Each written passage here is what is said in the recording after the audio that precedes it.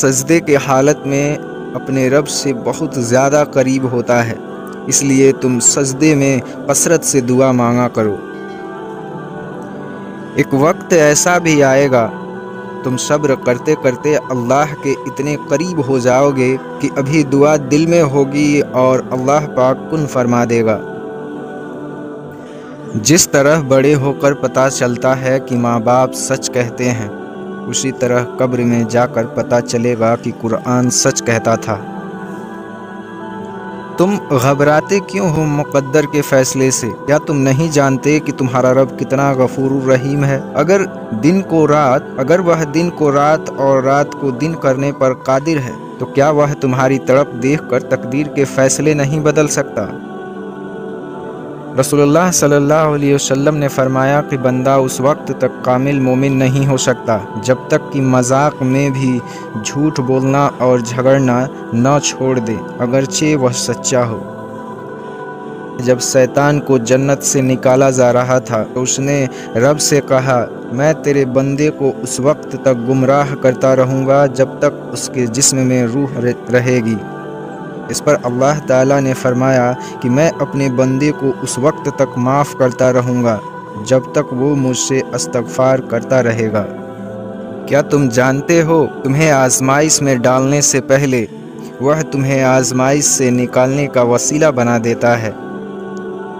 تھوڑے میں خوش رہنا سیکھو، کیونکہ زیادہ کی چاہ تم سے تمہاری سکون چھین لیتی ہے۔ جیتتے وہ نہیں جو کبھی ناکام نہ ہوئے، جیتتے تو وہ ہیں جو کبھی کوشش کرنا نہیں چھوڑتے۔ ہر عبادت کا پتہ نہیں ہوتا کہ وہ قبول ہوئی ہے یا نہیں، مگر درود شریف ایک ایسی عبادت ہے جو ادا ہوتے ہی قبول ہو جاتی ہے۔ ہر چیز اپنے وقت پر ہی اچھی لگتی ہے۔ نیکی کمانے کا وقت جوانی ہے۔ افسوسناک بات یہ ہے کہ ہم نیکی اس وقت کرتے ہیں جب برائی کے قابل نہیں رہتے۔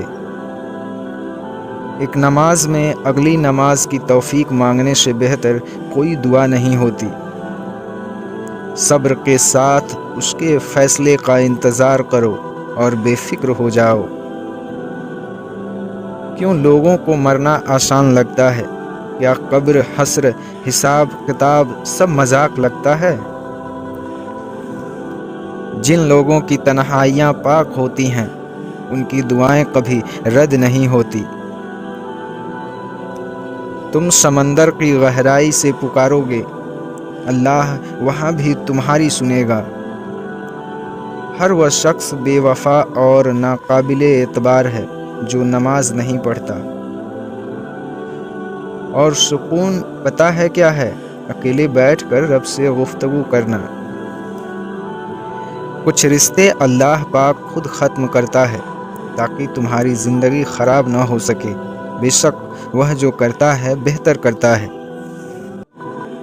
3 چیزیں نیکی کا دروازہ ہے: دل کی سخاوت، کلام کی پاکیزگی اور غموں پر صبر۔ اپنی زبان کو نرم اور سلام کے عادی بناؤ، اس سے تمہارے دوست زیادہ اور دشمن کم ہوں گے۔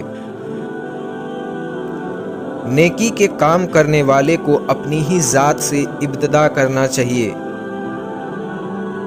صبر دل دہلا دینے والی مصیبتوں کو آسان بنا دیتا ہے، اس لیے صبر کا دامن نہ چھوڑیں۔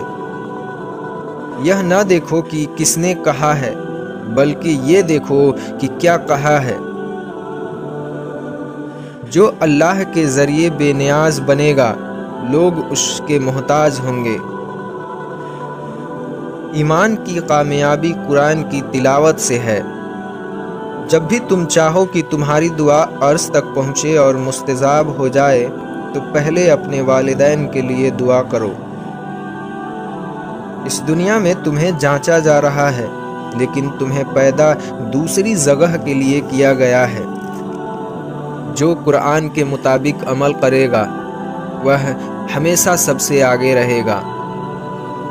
جو شخص اللہ تعالیٰ پر ایمان لاتا ہے وہ اس کی حفاظت اور پناہ میں آ جاتا ہے، اور جو اس پر بھروسہ رکھتا ہے وہ اپنے سب کام اس کے سپرد کر دیتا ہے۔ نماز عادت بن جائے تو کامیابی مقدر بن جاتی ہے۔ دعا کے وقت چھینک آنا دعا کے قبول ہونے کی علامت ہے۔ وہ اللہ تم سے اتنی محبت کرتا ہے کہ دن میں 5 مرتبہ تمہیں اپنی طرف بلاتا ہے۔ کسی انسان کو دکھ دینا اتنا ہی آسان ہے جتنا کہ ایک سمندر میں پتھر پھینکنا، مگر یہ کوئی نہیں جانتا کہ وہ پتھر کتنی گہرائی میں گیا ہے۔ اس پھول کے مانند بنو جو کھینچنے والے کے ہاتھ میں بھی خوشبو دے دیتا ہے۔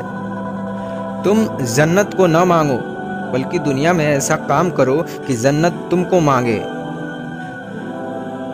جب انسان کسی سے ڈرتا ہے تو اس سے دور بھاگتا ہے، لیکن جب وہ اپنے رب سے ڈرتا ہے تو اس کے اور قریب ہو جاتا ہے۔ دھوکہ دینے کے 1000 طریقے ہیں، لیکن سب سے گھٹیا طریقہ محبت اور ہمدردی کا دکھاوا کرنا ہے۔ بہترین انسان اپنے اعمال سے پہچانا جاتا ہے، ورنہ اچھی باتیں تو برے لوگ بھی کرتے ہیں۔ زندگی میں اگر کچھ حاصل کرنا چاہتے ہو تو محبت سے زیادہ دعا کی ضرورت ہوتی ہے۔ اس سوچ کے ساتھ زندگی میں آگے بڑھو کہ اللہ نے یقیناً بہترین ہی سوچا ہوگا۔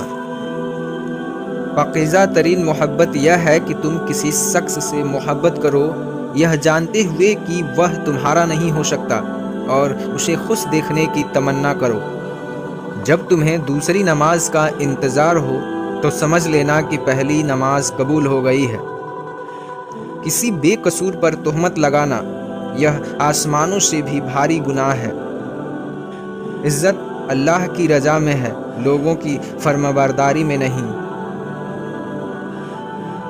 اسے دیکھو جو تمہیں دیکھتا ہے، اسے محبت کرو جو تم سے محبت کرتا ہے، اس کی سنو جو تمہاری سنتا ہے، اور اپنا ہاتھ اس کے ہاتھ میں دو جو تھامنے کو تیار ہو۔ تم جو خواب دیکھتے ہو اس کی تعبیر تمہاری دعائیں لکھتی ہیں۔ تمہارے ہاتھوں کا اللہ کے دربار میں اٹھنا تمہارا نصیب بدل دیتا ہے۔ تمہارا اپنا وہ ہے جو کسی اور کے لیے تمہیں نظر انداز نہ کرے۔